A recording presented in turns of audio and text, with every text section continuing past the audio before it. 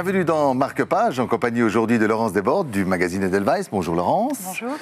Avec le livre Impossible de grandir de Fatou Diome. Alors ce livre de Fatou Diome, aussi bien que celui qui a remporté le prix des lectrices Edelweiss en 2010, c'était ? 2010, oui. 2010. Oui, aussi bien, mais totalement différent. On sent toujours la force d'écriture de Fatou Diome. Sur chaque page, on a envie de souligner une ligne en se disant « Mais mon Dieu, mais comment elle a trouvé cette tournure de phrase ?» Enfin, une puissance d'écriture incroyable, mais le propos est totalement différent. Même si ça se passe en Afrique, là, c'est complètement comme celle qui attend de celui qui avait gagné le prix des lectrices Edelweiss. Celui-ci, Impossible de grandir, c'est vraiment une autobiographie. Elle explique pourquoi, au fond d'elle, elle est restée une petite fille et tous les traumatismes qui l'ont empêchée de grandir et d'assister à des événements familiaux, par exemple. Elle en est incapable parce qu'elle n'a pas connu la structure familiale.